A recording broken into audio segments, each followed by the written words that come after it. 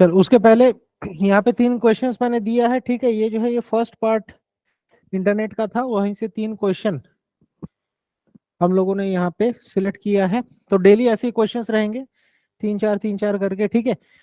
तो देखो सबसे पहला क्वेश्चन क्या है कि which of the following is not a search engine. हम लोग जो है लास्ट डे जो हम लोगों का टॉपिक था वो क्या था, सर्च इंजन था। देन जो वेब ब्राउजर था वो था, ठीक है। जो वेब के टूल्स यूज किए जाते हैं, किसे कुकीज कहा जाता है, किसे कैश मेमोरी कहा जाता है, ये हम लोगों ने देखा था, ठीक है। तो which of the following is not a search engine, answer होगा सफारी। सफारी सर्च इंजन नहीं है, ये क्या है, वेब ब्राउजर है, ठीक है। ये क्या है, ये वेब ब्राउजर है। Safari is a web browser. Search engine है बिंग, याहू एंड आस्क, ठीक है। Then in 1969 ARPANET was developed by which country, कौन से कंट्री ने डेवलप किया था। हम लोगों ने कल पढ़ा था कि ये यूएसए ने डेवलप किया था। which of these is used to write web pages, web pages को लिखने में किसका इस्तेमाल किया जाता है, HTML, hyper text markup language. तो मेन हम लोगों ने देखा था कि जो वेब पेज होता है ना, उसका जो ढांचा है वो क्या है, HTML है। उसके ऊपर जो स्टाइलिंग होता है वो किससे होता है, CSS से होता है। एंड ये जो वेब पेज के साथ हम लोग जो इंटरेक्ट करते हैं ना, डिफरेंट बटन्स को क्लिक कर रहे हैं, उससे जो हम लोगों को जो रिस्पॉन्स मिलता है वो किसके वजह से होता है, वो होता है जावास्क्रिप्ट के वजह से। वो होता है जावास्क्रिप्ट के वजह से जो है हम लोगों को इंटरेक्शन देखने को मिलता है, ठीक है। तो चलो स्टार्ट करते हैं कि इंटरनेट का कनेक्शन कैसे जो है एस्टैब्लिश किया गया। तो देखो ये जो है ये इंटरनेट कनेक्टिविटी है, ठीक है, ऑल ओवर द वर्ल्ड। ये जो है इंटरनेट कनेक्टिविटी है, इसका स्क्रीनशॉट ले लेना।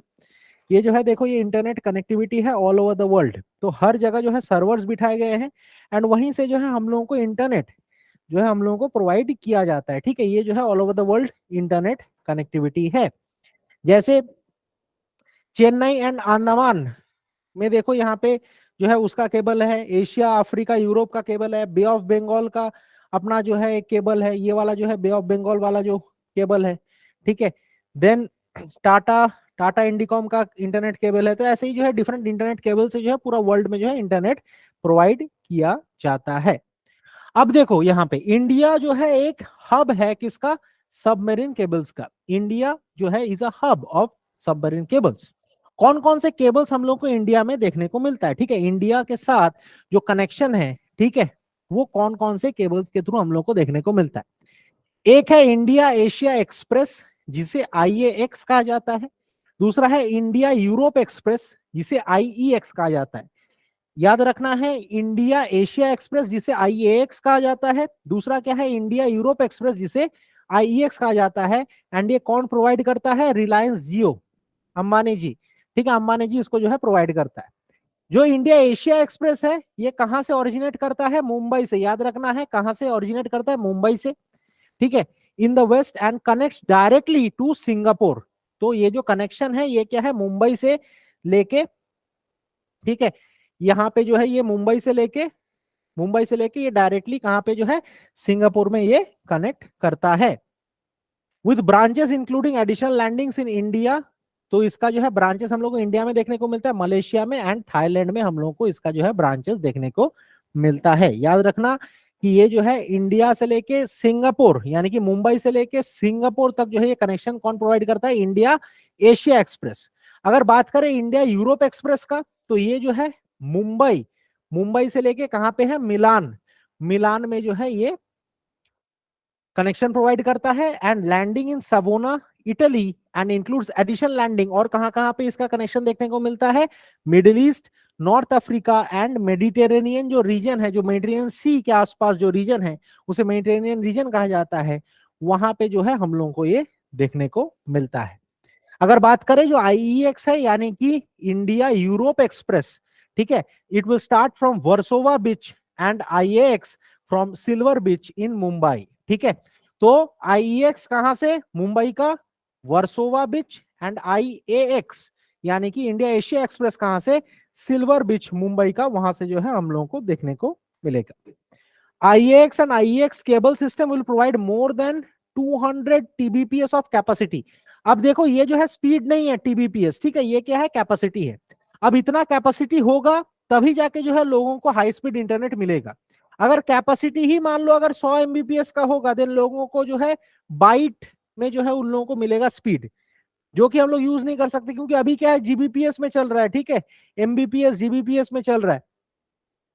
तो यहाँ पे क्या है, जो बैंडविड्थ है वो कितने का है, 200 टीबीपीएस का है of capacity, spanning over 16,000 kilometre. तो ये याद रखना है कि जो IAX है एंड प्लस IEX, इसका जो टोटल जो डिस्टेंस है ये कितना कवर करेगा, 16,000 किलोमीटर जो है ये कवर करेगा।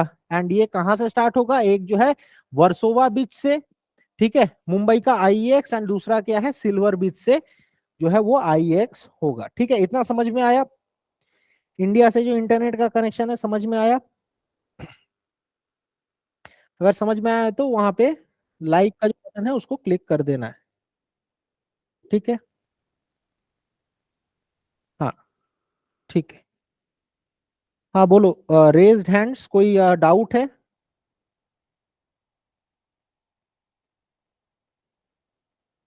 कोई डाउट है तो चैट में लिख सकते हो। चलो आगे बढ़ते हैं। ये देखो IEX and IAX cable system, ये देखो IEX and IAX cable system, ये देखो मुंबई से स्टार्ट हो रहा है, मुंबई से स्टार्ट हो रहा है, इस साइड में जो केबल जा रहा है, ठीक है, देखो कहां तक जा रहा है, ये सेबोना तक जा रहा है, ठीक है, सेबोना तक जा रहा है। ये जो केबल सिस्टम है ये क्या है, IEX है, ये क्या है IEX है। एंड यहां से लेके जो यहाँ पे तुम्हारा सिंगापुर तक जो आगे बढ़ रहा है ये क्या है तुम्हारा आई, यहाँ पे टुआस सिंगापुर तक ये जो है IAX केबल सिस्टम है, ठीक है। ये जो इसका मैप है इसका जो है स्क्रीनशॉट उठा लेना है, ठीक है। तो देखो ये देखो यहाँ से मिडिल ईस्ट होते हुए यूरोप में एंटर कर रहा है, ठीक है। एंड यहाँ पे देखो, यहाँ पे मालदीव्स होते हुए, यहाँ पे तुम्हारा थाईलैंड होते हुए जो है वो अंडमान निकोबार होते हुए ये जा रहा है सिंगापुर में, ये एंटर कर रहा है, ठीक है। चलो नेक्स्ट देखो MIST submarine cable system. Next एक और इंपॉर्टेंट क्या है, MIST सबमरीन केबल सिस्टम। ये इसका इसका जो है लेंथ कितना है, 8,100 किलोमीटर लॉन्ग। तो हम लोगों ने देखा IAX प्लस IEX कितना था, IAX प्लस IEX कितना था, चैट में लिखो, उसका लेंथ कितना था, IAX प्लस IEX का लेंथ कितना था, जो केबल सिस्टम है इंटरनेट केबल सिस्टम का,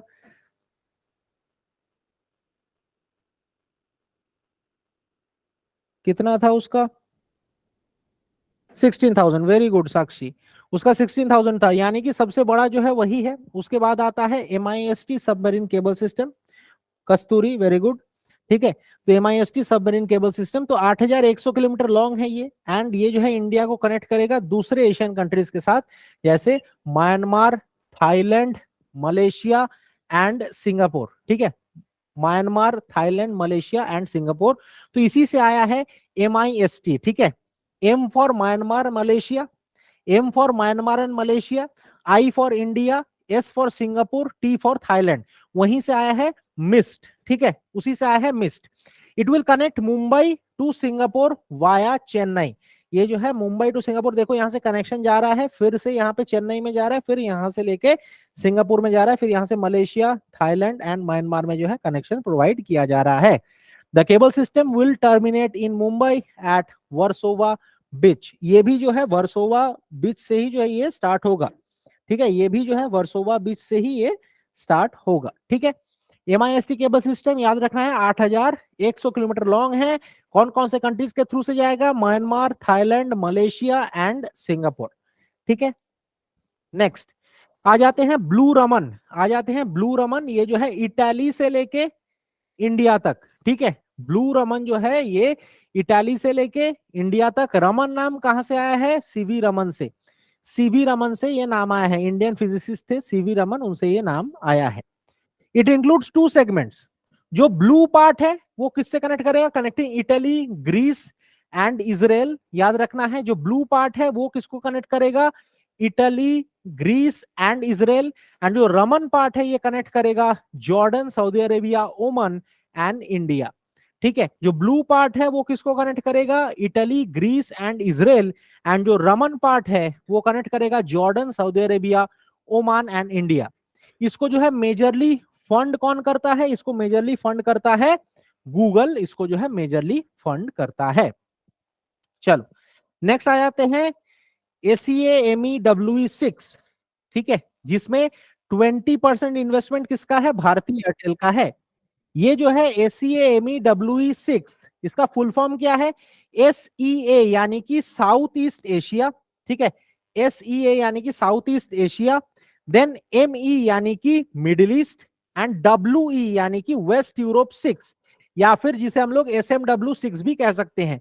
S for south east Asia, M for middle east and W for west Europe, ठीक है, 6 इसे भी हम लोग कह सकते हैं, ठीक है। इसके दो नाम है। इसका साइज कितना है, 19,200 किलोमीटर। इसका साइज कितना है, 19,200 kilometre.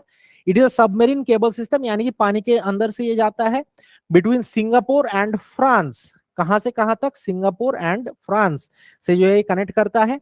Airtel will land the ACAME-WE6 cable system in India at the new landing station in Mumbai and Chennai. तो ये भी जो है, हाँ?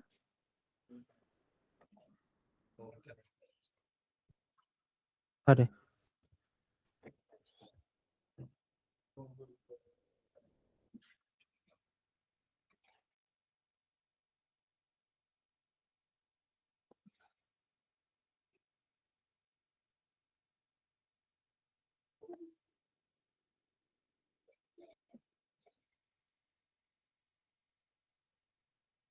क्या हो गया इसके इंटरनेट को।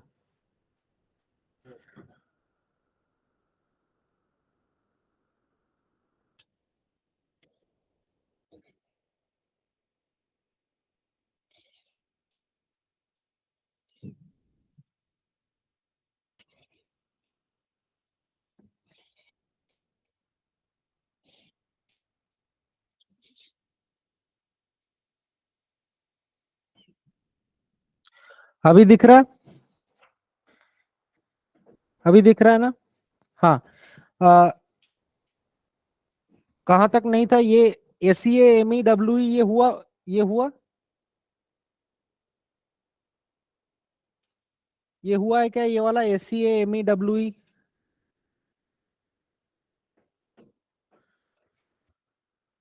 चलो एक बार मैं रिपीट कर देता हूं फिर भी। ये हो गया क्या, ओके, ठीक है। चलो चलो नेक्स्ट आ जाते हैं टू अफ्रीका पर्ल, आ जाते हैं टू अफ्रीका पर्ल में, ठीक है। ये क्या रिप्रेजेंट करता है, ये जो है it represents a south Asia extension connecting India and Pakistan to two Africa cable that orbits around the continent and connects to Europe. अब देखो ये क्या है, इंडिया पाकिस्तान से लेके अफ्रीका जाएगा, एंड अफ्रीका के बाद ये किसको कनेक्ट करेगा, यूरोप को कनेक्ट करेगा। तो हम लोगों ने जो फर्स्ट, हम लोगों ने यहाँ पे जो फर्स्ट यहाँ पे ये जो केबल सिस्टम जो देखा था ना, यहाँ पे ये जो फर्स्ट जो केबल सिस्टम देखा था, इसमें जो है हर एक केबल सिस्टम को इसमें जो है इंक्लूड किया गया है। अब देखो यहाँ पे मिस्ट भी तुमको देखने को मिलेगा, ठीक है, और ये बहुत सारे जो है केबल सिस्टम्स तुमको यहाँ पे देखने को मिलेगा, ठीक है, जैसे ACAME-WE, ये सब तुमको देखने को मिलेगा यहाँ पे। चलो, collectively it claims to be the longest cable at 45,000 kilometre. याद रखना है, स्क्रीनशॉट उठा लो कि लॉन्गेस्ट केबल सिस्टम कौन सा है, टू अफ्रीका पर्ल, सबसे बड़ा, ठीक है, 45,000 किलोमीटर कनेक्टिंग 33 नेशन, जो क्या है 33 कंट्रीज को कनेक्ट करता है in Africa, Asia and Europe over 46 landing site. 46 landing site का मतलब क्या है, वहां पे जो है ये सर्वर हमें देखने को मिलेगा। It is funded by a consortium, ये जो है कंसोर्टियम द्वारा फंड किया गया है, whose members include Meta, Airtel and other telecommunication companies. अब देखो कंसोर्टियम वर्ड का मतलब क्या है, कि मान लो एक साथ अगर बहुत सारे कंपनीज अगर एक साथ किसी चीज में अगर इन्वेस्ट कर रहा है, उसे हम लोग कहते हैं कंसोर्टियम। जैसे लोन में भी हम लोग यूज करते हैं ना कंसोर्टियम की, बहुत सारे बैंक्स ने अगर एक साथ मिलकर अगर किसी को लोन दिया है, उसे हम लोग कहते हैं कंसोर्टियम लोन्स, ठीक है। तो सिमिलरली वही कंसोर्टियम में कौन कौन से कंपनीज ने इन्वेस्ट किया है, Meta, Airtel and other telecommunication companies ने यहाँ पे जो है इन्वेस्ट किया है। ये देखो वो ACA-ME-WE6 केबल सिस्टम, ये जो है वो वाला केबल सिस्टम है, ठीक है, जो कि मर्सिल फ्रांस और यहाँ पे जो है सिंगापुर और यहाँ पे जो है मर्सिल फ्रांस तक, ठीक है, यानी कि south east Asia, middle east and western Europe को जो है यहाँ पे कवर कर रहा है, ठीक है। इसका स्क्रीनशॉट उठा लेना, ये जो है ACA-ME-WE6 केबल सिस्टम का ये पिक्चर है, ठीक है। चलो आगे बढ़ते हैं। ये देखो टू अफ्रीका सबसे बड़ा, ये देखो टू अफ्रीका सबसे बड़ा केबल सिस्टम, देखो सबसे बड़ा केबल सिस्टम। यहाँ पे देखो हम हमारे यहाँ पे सिर्फ इंडिया है और पाकिस्तान है, बाकी देखो यहाँ पे यूरोप को भी कवर कर रहा है, अफ्रीका के जो नेशंस हैं, अफ्रीका के जो नेशंस हैं उसको भी यहाँ पे देखो कवर कर रहा है। सबसे बड़ा 45,000 किलोमीटर को ये कवर कर रहा है, ठीक है, टू अफ्रीका। इसका भी स्क्रीनशॉट उठा लेना है। चलो नेक्स्ट, फेविकॉन। नेक्स्ट आ जाते हैं फेविकॉन। ये टर्म क्या है, फेविकॉन हम लोग किसे कहते हैं? अब देखना, यहां पे मैंने इमेज के साथ समझाने का कोशिश किया है। देखो जैसे देखो यहाँ पे फेसबुक का जो है यहाँ पे वेब पेज ओपन किया गया है, ठीक है। अब हम लोगों को कैसे पता चलेगा कि ये फेसबुक है? हम लोग, हाँ प्रीवियस स्लाइड, अच्छा ये वाला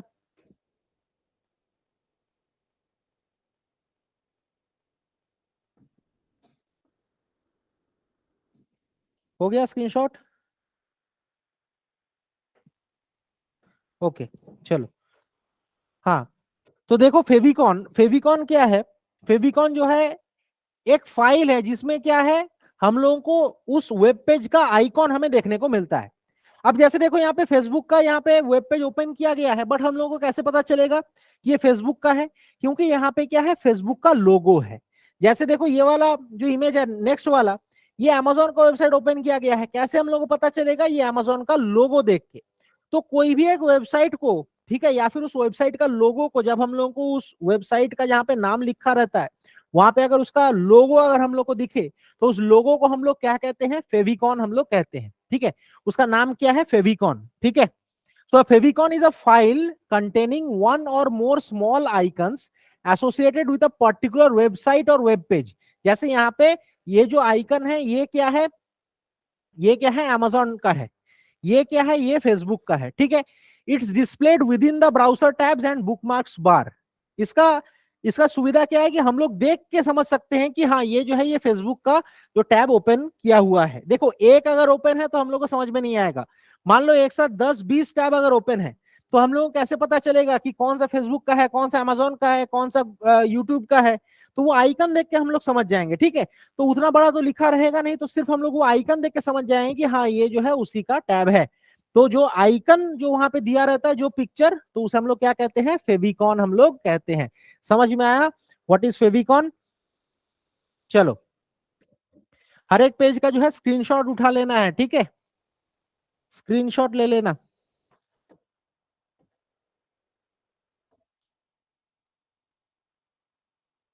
फेविकॉन। चलो next, what was the first ever web page? अब ये भी देखो क्वेश्चन पूछ सकता है कि सबसे पहला वेब पेज कौन सा था? तो वो जो था वो था info.cern.ch, info.cern.ch, ठीक है। तो देखो सबसे पहला जो वेब ब्राउजर था वो हम लोगों को पता है, लास्ट क्लास में हम लोगों ने किया था, that was world wide web, that was world wide web. ये जो www है ना, ये अलग है, ये वर्ल्ड वाइड वेब अलग है। ये जो है ये वेब ब्राउजर का नाम है, सबसे पहला वेब ब्राउजर, ठीक है। तो उसका जो है पहला वेब पेज था वो कौन सा था? info.cern.ch, info.cern.ch, ये जो था ये फर्स्ट वेब पेज था। जैसे हम लोग अभी इस्तेमाल करते हैं ना www.facebook.com, तो ऐसे ही जो वेब पेज था, तो ये सबसे पहला जो है वेब पेज था। The first web page went live on August 6, 1991। Screenshot उठा लेना इसका। The first web page went live on August 6, 1991, and it was dedicated to information on the World Wide Web project and was made by Tim Berners-Lee। और यही team Berners-Lee जो है ये जो है वर्ल्ड वाइड वेब का जो web browser है वो यही बनाए थे, ठीक है, 1991 में ही। It ran on a NeXT computer, ये जो है नेक्स्ट कंप्यूटर में चला था, at the European organisation for nuclear research, जो कि सर्न में है। तो उसी का जो है अपना प्राइवेट ये एक वेब पेज था, एंड ये जो है वर्ल्ड का फर्स्ट एवर वेब पेज था, जिसका नाम क्या है, info.cern.ch। किसके लिए बना है, European organisation for nuclear research, जो कि सर्न में स्थित है। ठीक है, चलो नेक्स्ट आगे बढ़ते हैं। What is the domain name extension? What is the domain name extension? ये तुमको बहुत जगह सुनने को मिलेगा, डोमेन नेम एक्सटेंशन ये है क्या। अब देखो 1980s के पहले, in order to visit a host or network, the user would be required to type in an IP address which is a numerical string of code consisting of digits and periods। जैसे देखो अगर तुम अगर अपना घर में अगर वो इंटरनेट कनेक्शन है ना, तो तुम अगर अपने लैपटॉप में जाके जो नेटवर्क्स वाला जो ऑप्शन है ना, वहां पे जाके तुम देख सकते हो कि वहां पे एक आईपी एड्रेस दिया रहता है। जैसे मान लो ऐसा एक आईपी एड्रेस 172.07.6.1। तो ये क्या है, ये याद रखना मुश्किल है। ये क्या है, ये याद रखना मुश्किल है। अगर हम लोगों को किसी वेब पेज में जाना है, अगर हम लोग हर एक का अगर ये अगर यूआरएल अगर हम लोग अगर यूआरएल नहीं सॉरी इसका अगर आईपी एड्रेस अगर हम लोग याद करके रखेंगे तो वो ज्यादा मुश्किल है। उसके लिए नाम याद रखना ज्यादा इजी है। ठीक है, तो उसी के लिए लाया गया ये डोमेन नेम एक्सटेंशन। ठीक है, तो 1980s के पहले जो है ऐसे ही हुआ करता था कि किसी भी अगर हम लोग को वेबसाइट में अगर मान लो कहीं पे भी अगर हम लोग को विजिट करना पड़ता था, तो वहां पे क्या है, उसका आईपी एड्रेस हम लोग को डालना पड़ता था, उसका कोई डोमेन नेम नहीं होता था। So computers on this early network were able to communicate and locate one another using these numerical internet protocol address, जिसे हम लोग आईपी एड्रेस कहते हैं। These internet pioneers created what we now know as the website domain name system, जिसे हम लोग DNS कहते हैं। And it is a domain registration system that let complicated numerical IP address associate themselves with a specific domain name। तो जैसे मान लो ये अगर 172.07.6.1 इसके अंडर में अगर मान लो अगर www.youtube.com अगर आ जाए, तो हम लोगों को कौन सा याद रखने में ज्यादा आसानी होगा, youtube.com। हम लोग डायरेक्टली youtube.com टाइप करेंगे, यूट्यूब ओपन हो जाएगा, हम लोगों को ये याद रखने का जरूरत नहीं पड़ेगा। So instead of having to remember a difficult sequence of numbers that look similar to just about every other IP address, such as http देखो यहाँ पे एक एग्जांपल दिया गया है कि 143.166.83.38, a person would only have to remember a URL। तो उसी लिए लाया गया ये डोमेन नेम एक्सटेंशन। जैसे मान लो अगर आदमी को अगर पता है कि हाँ हम लोग डेल.com डालेंगे तो डेल ही ओपन हो जाएगा, डेल का वेबसाइट ओपन हो जाएगा, तो वो ज्यादा इजी है। उसके जगह में अगर वो ये डालेगा 143.166.83.38, वो याद रखने में मुश्किल होगा, क्योंकि हजारों लाखों वेबसाइट्स हैं, वो हर किसी का आईपी एड्रेस जो है याद रखना बड़ा मुश्किल है। उसके जगह में उसका नाम याद रखो तो वो ज्यादा बेटर है। तो उसी के लिए क्या लाया गया है, डोमेन नेम सिस्टम। तो डोमेन नेम जो एक्सटेंशन है वो क्या करता है, आईपी एड्रेस के जगह में उसका यूआरएल को जो है उसके जगह में एम्बेड कर देता है, ताकि हम लोगों को सिर्फ वो यूआरएल का नाम याद रखने से ही हम लोग उस वेबसाइट में विजिट कर पाएंगे। समझ में आया डोमेन नेम एक्सटेंशन क्या है? क्लियर है? हर किसी को क्लियर है? चलो चलो आगे बढ़ते हैं। देखो यहां पे देखो, ये देखो ये क्या है, ये तुम्हारा आईपी एड्रेस है। तो ये अगर आईपी एड्रेस डालोगे तो हो सकता है कि तुम्हारा डेल का वेबसाइट ओपन हो जाए, बट इजी क्या है, ये www.dell.com ये अगर डालोगे वहां पे यूआरएल के जगह में तो वो ओपन हो जाएगा। ठीक है, चलो next, components of an URL. अब एक अगर यूआरएल है, जैसे हम लोग इस्तेमाल करते हैं ना https blog yourname.com, your name के जगह में कोई भी नाम डाल लो, ठीक है, देन उसका पाथ डालते हैं। ठीक है, जैसे अगर हम लोग इस्तेमाल करें, अगर आईवीपीएस का अगर हम लोग वेबसाइट में जाए तो क्या होता है, https, ठीक है, यहाँ पे दो जो है कोलोन रहता है, ठीक है, फिर www.ibps.in, अगर तुमको आईबीपीएस पीओ में जाना है तो स्लैश दे के देखना, आईबीपीएस पीओ दिया रहता है। ठीक है, फिर अगर आईबीपीएस पीओ में अगर तुमको अगर रजिस्ट्रेशन करना है तो देखना स्लैश रजिस्ट्रेशन, ऐसे देखना उसका पूरा पाथ दिया रहता है। तो ये असल में है क्या, इसको क्या कहा जाता है? अब देखो जो HTTPS जो है उसे हम लोग क्या कहते हैं, प्रोटोकॉल कहते हैं। देखो यहाँ पे एक एग्जांपल के तौर पे दिया गया है HTTPS www.flipkart.com, ठीक है, और ये जो है ये उसका पूरा पाथ है। अब ये पाथ का मतलब क्या है कि तुमने फ्लिपकार्ट का वेबसाइट विजिट किया, वहां पे तुम कंप्यूटर में गए, कंप्यूटर के अंदर में कंप्यूटर पेरिफेरल्स में गए, कंप्यूटर पेरिफेरल्स यानी कि कंप्यूटर के साथ एसोसिएटेड जो प्रोडक्ट्स हैं, फिर जो कंप्यूटर पेरिफेरल्स हैं उससे कहां पे गए, प्रिंटर्स या फिर इंक में, और वहां से जो है तुम प्रिंटर को सिलेक्ट किए, तो उसको जो है पूरा पाथ कहा जाता है। ठीक है, तो यहाँ पे HTTPS जो है वो क्या बन जाता है, प्रोटोकॉल बन जाता है। www डॉट ये क्या बन जाता है, सब डोमेन बन जाता है। एक है second level domain, second level domain वो क्या बन जाता है, फ्लिपकार्ट बन जाता है। एंड टॉप लेवल डोमेन क्या बन जाता है, .com बन जाता है। एंड बाकी का ये वाला जो पार्ट है ये क्या बन जाता है, उसका पेज पाथ हम लोग कहेंगे। ठीक है, तो यहां पे जैसे मेरा यहाँ पे अगर ये एग्जांपल लें तो ये क्या बन गया, सब डोमेन बन गया www। अब ये बताओ कि IBPS क्या बन गया, यहाँ पे IBPS बताओ तुम लोग, यहाँ पे IBPS क्या बन गया, ये वाला जो पार्ट है IBPS, और ये जो .in है ये क्या बन गया, IBPS क्या है यहाँ पे,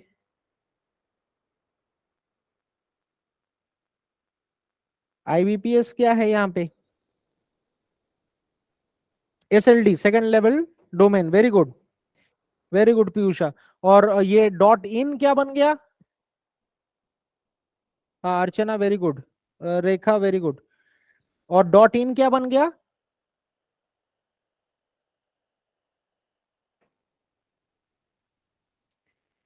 TLD, very good Piyusha, very good, top level domain. ठीक है, एंड बाकी का जो ये वाला पार्ट है ये क्या है, पेज पाथ बन गया।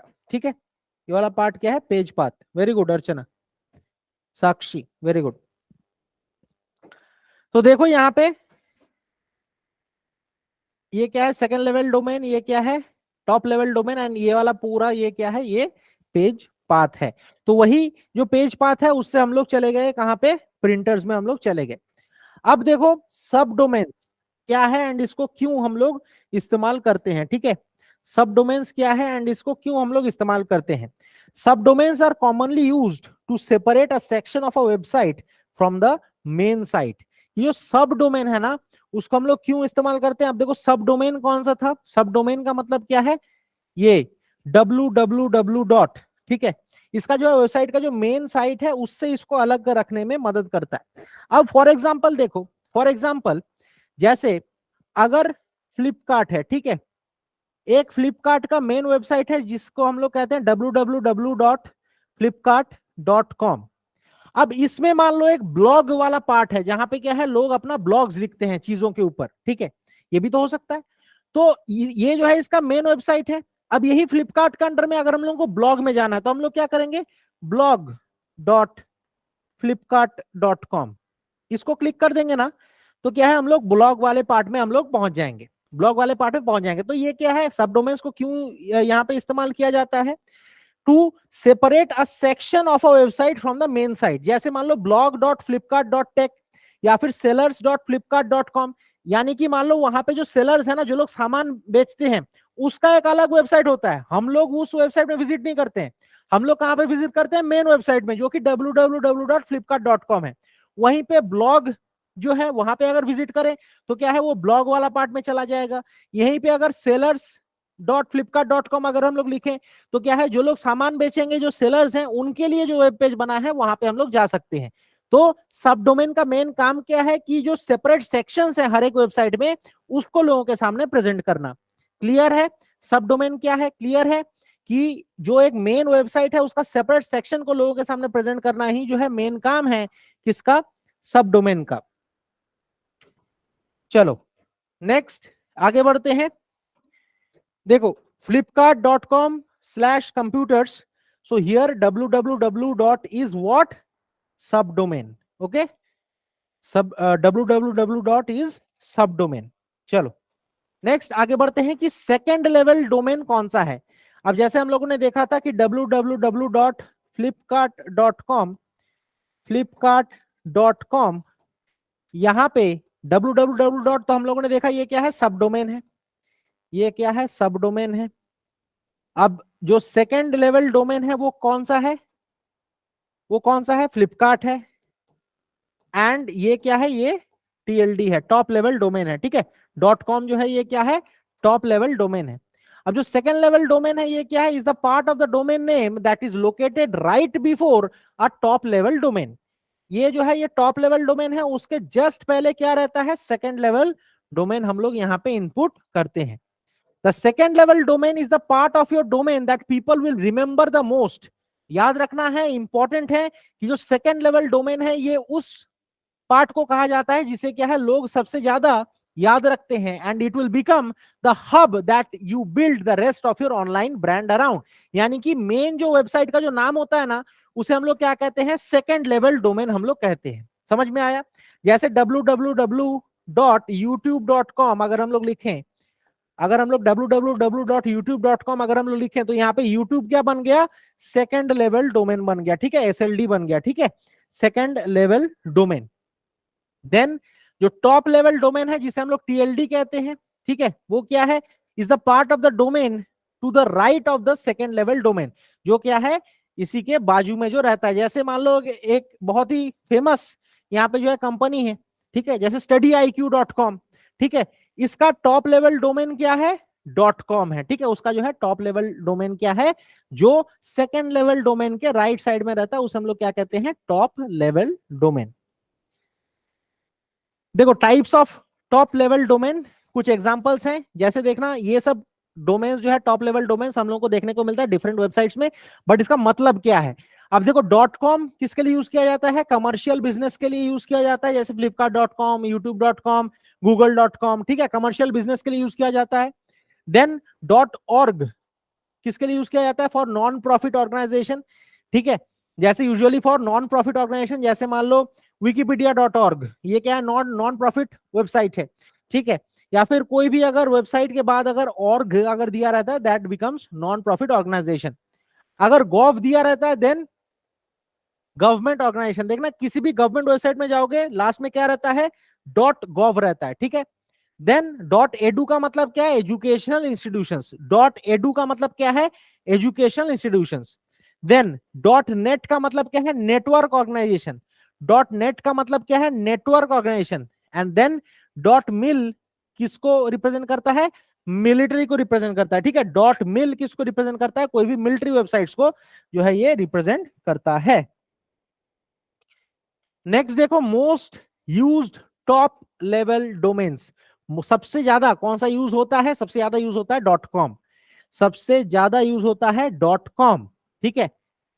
देन टोकेलाउ यूज होता है जो कि न्यूजीलैंड को रिप्रेजेंट करता है, ठीक है। .com जो है यूनिवर्सल है, हर कोई जो है यहाँ पे इस्तेमाल करता है।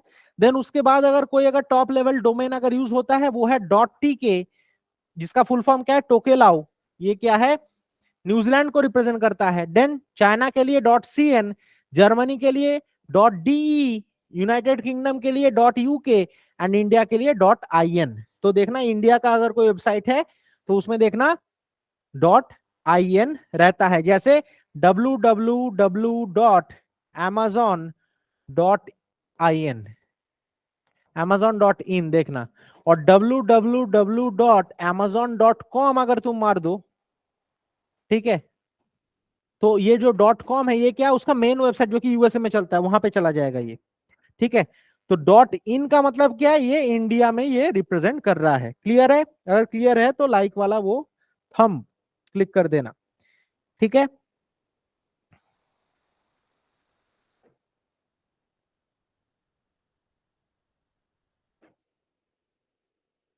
आए क्या, चलो नेक्स्ट देखो यहाँ पे इसका स्क्रीनशॉट उठा लेना कि सबसे ज्यादा जो है कौन सा टॉप लेवल डोमेन इस्तेमाल किया जाता है, ठीक है, इसका एक स्क्रीनशॉट उठा लेना है। चलो आगे बढ़ते हैं। Surface web, deep web and dark web, इसके बीच में हम लोग डिफरेंस देखेंगे। What is surface web, surface web कौन सा वेब को कहा जाता है, जो हम लोग इस्तेमाल करते हैं, ठीक है, जो हम लोग इस्तेमाल करते हैं। So surface web is the portion of the world wide web that is readily available to the general public, जो कि हम लोग जनरल पब्लिक इस्तेमाल करते हैं उसे कहा जाता है सरफेस वेब। इसे जो है हम लोग जो स्टैंडर्ड जो वेब सर्च जो इंजिन है ना, ठीक है, या फिर जो वेब ब्राउजर्स है, जैसे फॉर एग्जांपल गूगल क्रोम हो गया, मोजिला फायरफॉक्स है, उसी से हम लोग इसको जो है इस्तेमाल कर सकते हैं। बाकी डीप वेब या फिर डार्क वेब जो है हम लोग नॉर्मल जो वेब ब्राउजर्स हैं उससे हम लोग कभी भी इस्तेमाल नहीं कर सकते, क्योंकि क्या है उसमें जो है डिफरेंट प्रोटोकॉल्स हैं, उसको जो है ये वायलेट करता है, deep web and dark web. So इसीलिए जो है सरफेस वेब हम लोग सिर्फ जो है नॉर्मल ब्राउजर से इस्तेमाल कर सकते हैं। अच्छा, कोई बता सकता है क्या कि अगर हम लोग को डीप वेब या फिर डार्क वेब अगर इस्तेमाल करना है तो हम लोग को इन जनरल हम लोग कौन सा ब्राउजर इस्तेमाल करते हैं? इन जनरल हम लोग कौन सा ब्राउजर इस्तेमाल करते हैं, कौन बताएगा? कौन बताएगा? इन जनरल हम लोग कौन सा ब्राउजर इस्तेमाल करते हैं for accessing this deep web and dark web? नाम पता है क्या?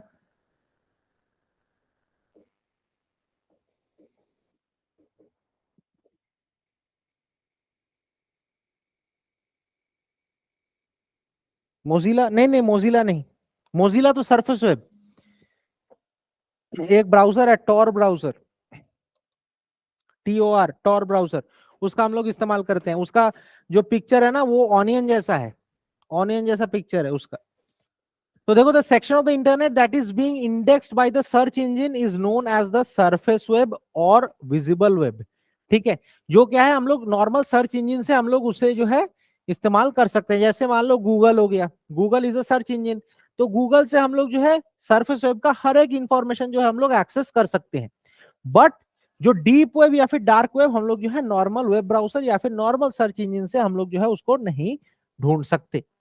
बात करें अगर डीप वेब के बारे में, डीप वेब क्या है? Is the portion of the web that is not indexed or searchable by ordinary search engine. जो क्या है हम लोग ऑर्डिनरी सर्च इंजन के थ्रू जो है हम लोग इसको कभी भी जो है एक्सेस नहीं कर सकते हैं। So users must log in और हैव द स्पेसिफिक यूआरएल और the IP address to find and access a particular website और सर्विस। ठीक है, तो ये जो डीप वेब है ना, ये कोई नॉर्मल पर्सन जो है इसको तो इस्तेमाल कर नहीं सकता, या तो उसके पास कोई आईपी एड्रेस होगा, एंड नॉर्मल जो वेब जो ब्राउजर्स हैं उससे भी जो है तुम इसको एक्सेस नहीं कर सकते, उसके लिए टॉर ब्राउजर चाहिए। अब कल कल ही हम लोगों ने पढ़ा था टॉर के बारे में। तो टॉर ब्राउजर क्या है? देखना, ये जो ऑनियन जो होता है ना, ये ऑनियन जैसा देखने में होता है ये।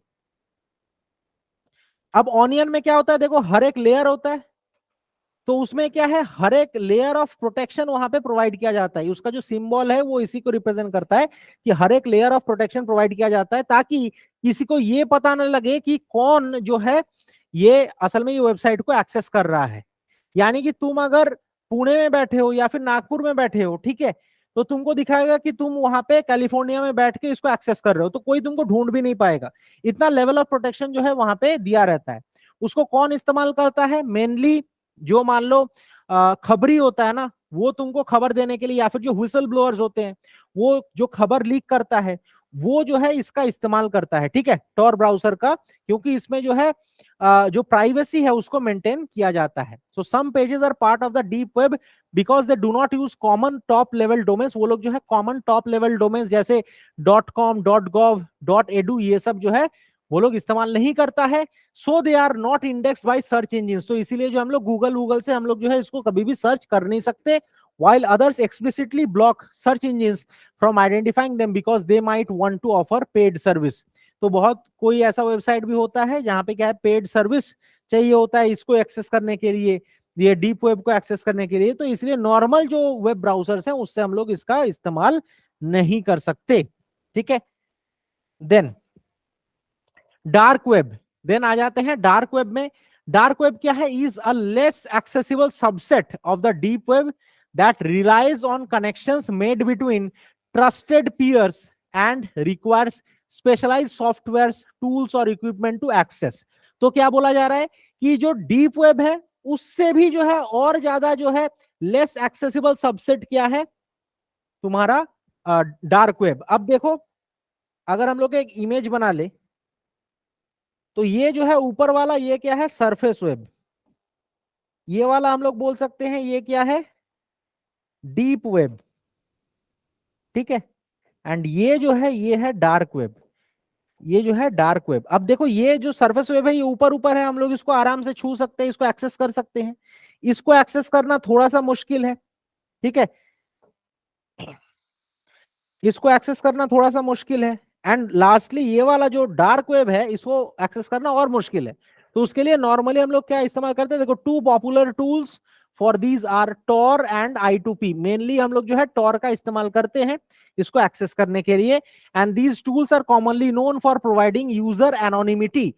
यूजर एनोनिमिटी यानी कि कौन कहां से एक्सेस कर रहा है उसका पता नहीं लगेगा। जैसे मैंने कहा था कि अगर तुम पुणे में बैठे हो, अगर तुम नागपुर में बैठे हो, तो ऐसा लगेगा कि तुम अमेरिका के किसी शहर में बैठे हो, ठीक है। तो यहाँ पे जो है एनोनिमिटी प्रोवाइड करता है। Once logged into Tor or I2P, the most direct way to find pages on the dark web is to receive a link to the page from someone who already knows about the page। तो ये जो है normally तुम Tor में जाके भी तुम इसको एक्सेस नहीं कर सकते जब तक तुम्हारे पास वो लिंक नहीं है, क्योंकि जब तुम्हारे पास वो लिंक आ जाएगा ना तो ऑटोमेटिकली जो है तुम उसको जो है एक्सेस कर सकते हो। The dark web is well known due to media reporting on illicit activity, क्योंकि जो मीडिया के जो रिपोर्टिंग्स हैं, ठीक है, जो लोग खबरी होते हैं वो यहाँ पे जो है खबर देते हैं। फिर उसके साथ साथ दैट ऑकर्स देयर, उसके साथ साथ malicious actors use the dark web. जो मैलिशियस एक्टर्स हैं, जो लोग गंदे काम करते हैं, वो लोग ये डार्क वेब का इस्तेमाल करते हैं to communicate about, sell and और डिस्ट्रीब्यूट इलीगल कंटेंट और आइटम्स। जैसे ड्रग्स वहां पे बेचे जाते हैं, जो डार्क वेब है। इलीगल वेपन्स वहां पे बेचे जाते हैं, मैलवेयर एंड स्टोलन डेटा, बहुत सारे ऐसे इंपॉर्टेंट डेटास भी जो है वहां से लीक होते हैं। However, just like the surface web, there are several legitimate activities।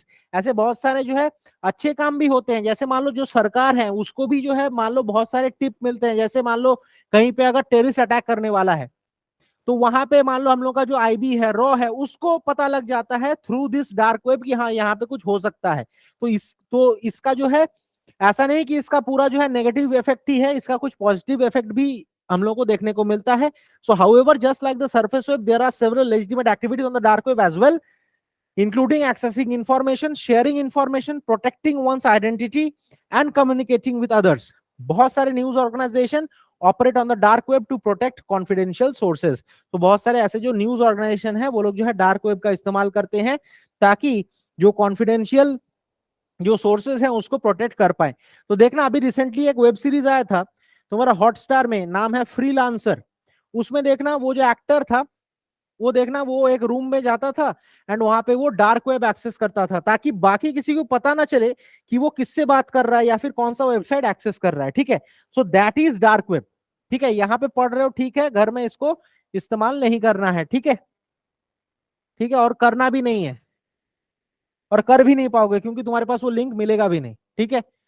चलो then deep web versus dark web, difference क्या है। तो देखो डीप वेब क्या है, usually used for legit purposes. Deep web हम लोग नॉर्मली जो है लेजिट पर्पसेस के लिए हम लोग इस्तेमाल करते हैं।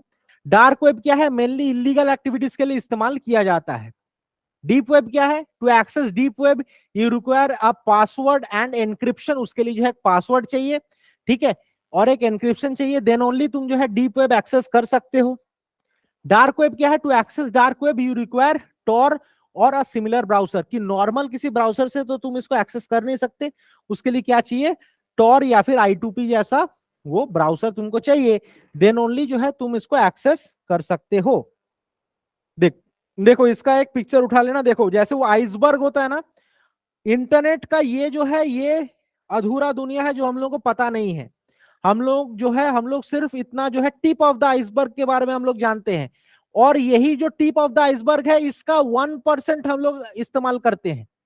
तो सोचो ये टिप ऑफ द आइसबर्ग का 1% ज्ञान जो है हम लोग के पास, और वो भी नहीं है, 1% भी ज्ञान नहीं है हम लोग के पास, ठीक है।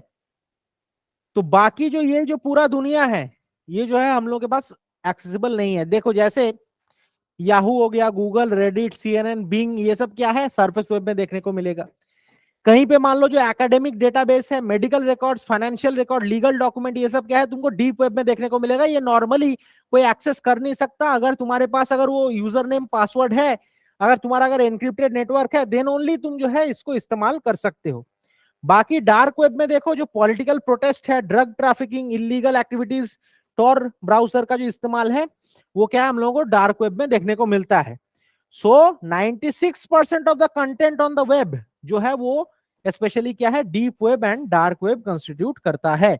तो हम लोग जो देखते हैं यहाँ पे वो क्या है, सिर्फ टोटल 100% में से क्या है टोटल 4% हम लोग जो है एक्सेस कर सकते हैं, एंड उसका 1% भी मैंने ज्यादा बोल दिया है। 0.001% भी जो है हम लोग उसका इस्तेमाल नहीं कर पाते हैं।